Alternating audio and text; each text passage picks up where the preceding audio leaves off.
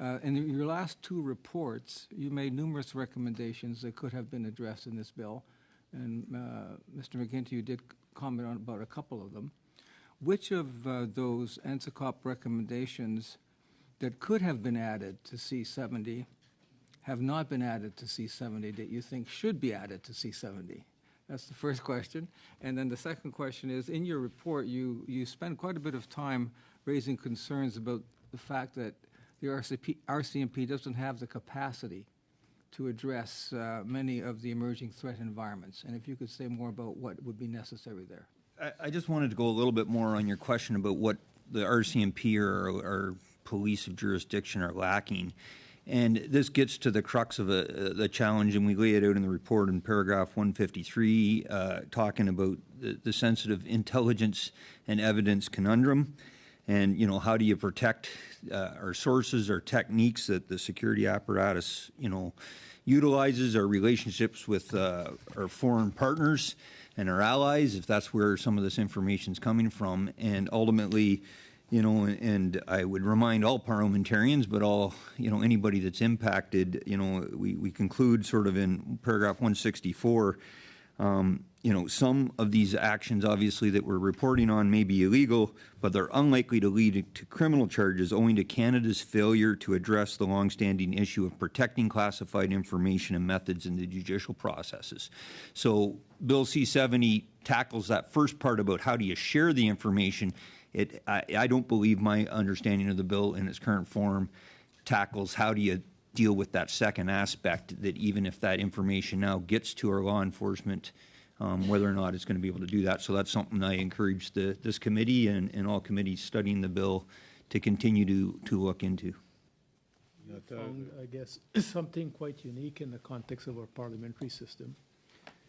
We're talking about national security. We should concern every one of us who are in the parliamentary system, whether it's in the House or in the Senate.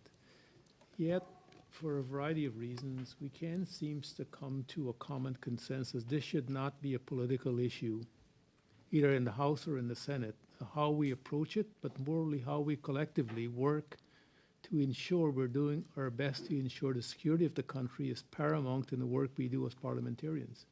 So how do we overcome that based on your experience working with your committee, where you seems to have a consensus every time you put together a report?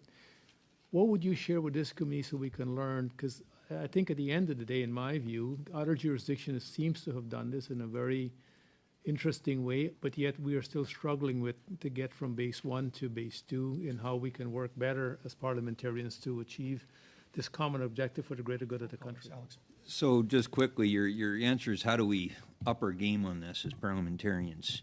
Recommendation 6, immediately start the briefings and annually report on it so we know who's been briefed and who hasn't been briefed, and if you haven't bothered getting briefed, it's a way to hold people to accountable. And the second thing, every single parliamentarian, in fact, I would encourage every single Canadian, read this report from start to finish, maybe read it once every year, because there's something in there that I think gets the message across. So I think that's, you know, the value, you know, it's not about us that helped author it. It's the fact is this is an issue. It needs to be resolved, and you want to tone down the partisanship and up our game on national security intelligence. We all got to do a better job of educating ourselves on what the threats are, what the vulnerabilities are, and how do we deal with it going forward.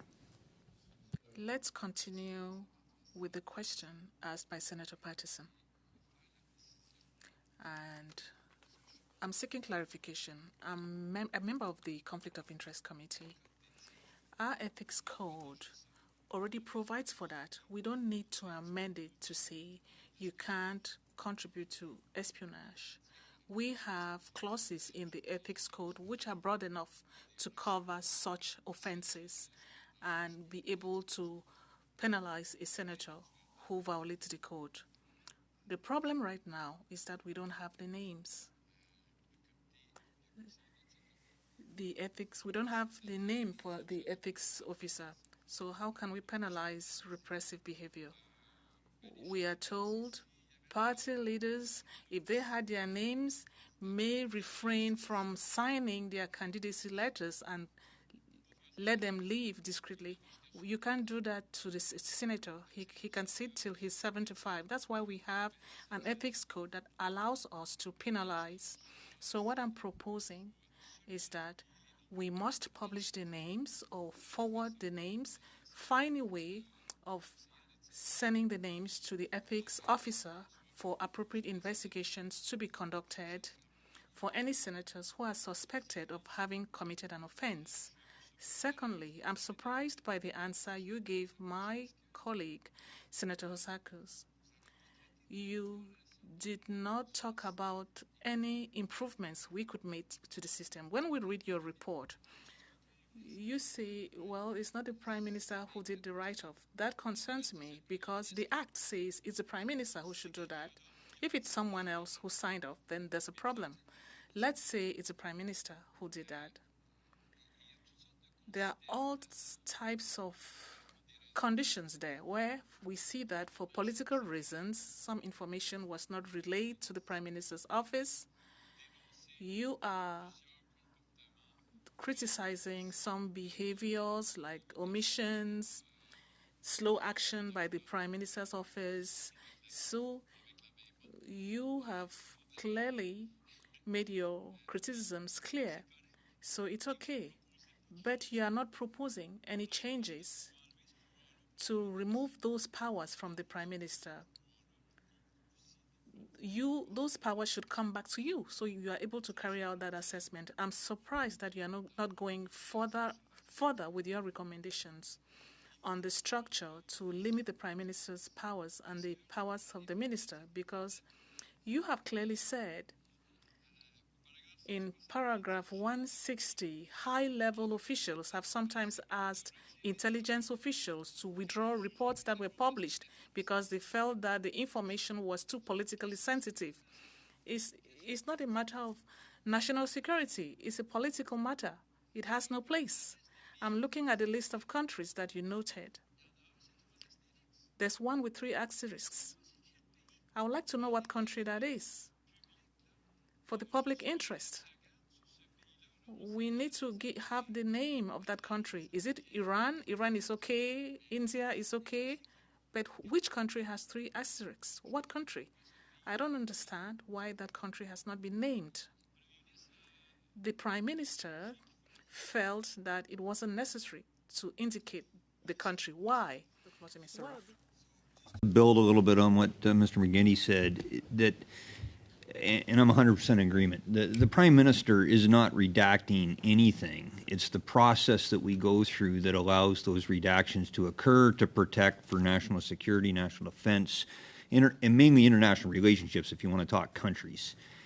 The criticism that you're rightfully pointed out that the committee has pointed out in its report about lack of information getting to the Prime Minister, that's not lack of our report getting to him. That's lack of intelligence and previous reporting that the intelligence community has provided, and rightfully so, and that's why we flagged it. So there's been nothing redacted from this report that was redacted for political purposes. It's redacted for legitimate national security or foreign relations or national defense reasons.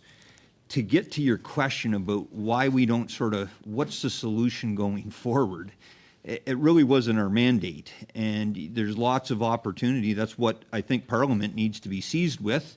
And it's something that, if you expect this committee to take a greater role, we mentioned this committee's review was supposed to start a few years ago.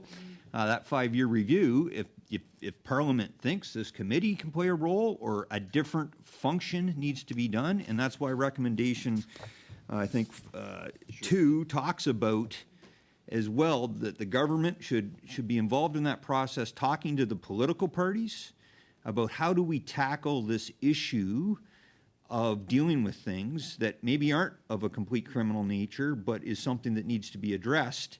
And maybe that's a different organization or body, and as we've suggested in our report, you can look at the different... Je veux pas argumenter avec vous, Monsieur Rush, parce que... Something we learned from PIFI, and particularly the hearing, the witness testimony from SITE, as well as the panel of 5, is that when they receive certain bits of intelligence from the respective SNI agencies, they often applied their own kind of judgment, kind of